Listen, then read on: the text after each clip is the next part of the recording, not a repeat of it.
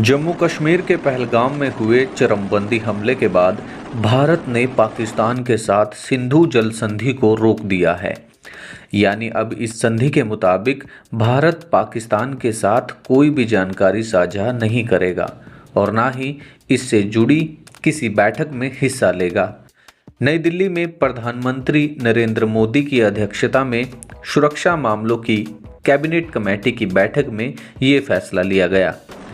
जम्मू कश्मीर के पहलगाम में मंगलवार को हुए हमले में 26 लोगों की मौत हुई और साथ ही कई लोग घायल हुए थे।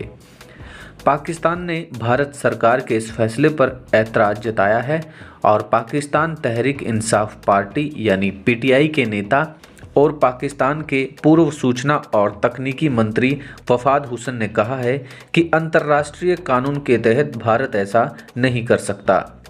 भारत की घोषणा के बाद पाकिस्तान के प्रधानमंत्री शरीफ ने भी नेशनल सिक्योरिटी कमेटी की मीटिंग बुलाई है।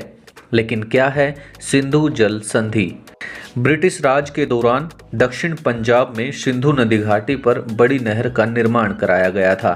उस इलाके को इसका इतना लाभ मिला था कि बाद में वह दक्षिण एशिया का एक प्रमुख कृषि क्षेत्र बन गया। भारत और पाकिस्तान के बीच बंटवारे के दौरान पंजाब को विभाजित किया गया तो इसका पूर्वी भाग भारत के पास और पश्चिमी भाग पाकिस्तान के पास चला गया।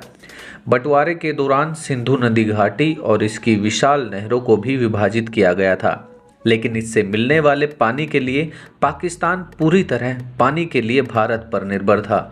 पानी के बहाव को बनाए रखने के उद्देश्य से पूर्व और पश्चिम पंजाब के चीफ इंजीनियरों के बीच 20 दिसंबर 1947 को एक समझौता हुआ था। इसके तहत बंटवारे से पहले यह तय किया गया पानी का निश्चित हिस्सा भारत को 31 मार्च 1948 तक पाकिस्तान को देते रहना होगा।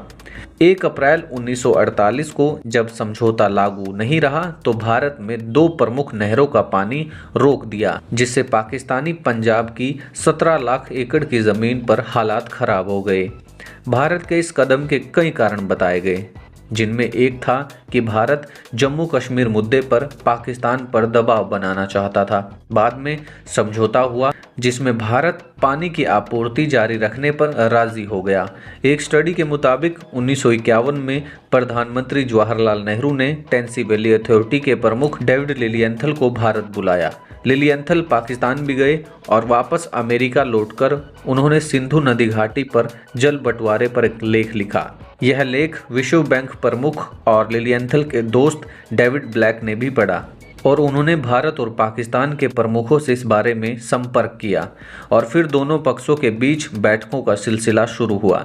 यह बैठक करीब 1 दशक तक चली। आखिरकार 19 सितंबर 1960 को कराची में सिंधु नदी घाटी संधि पर हस्ताक्षर हुए।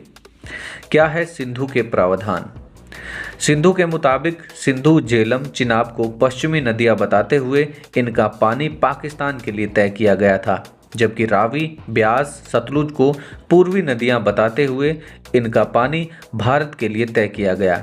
इसके मुताबिक भारत पूर्वी नदी के पानी का कुछ अपवादों को छोड़कर बगैर रोक टोक के इस्तेमाल कर सकता है। वहीं पश्चिमी नदियों के पानी का कुछ अधिकार भारत को भी दिया गया, जैसे बिजली बनाना, कृषि के लिए सीमित पानी का इस्तेमाल करना। इसी संधि के बीच दोनों देशों के बीच समझौते को लेकर बातचीत करने का साइट के मुआयने का भी प्रावधान था।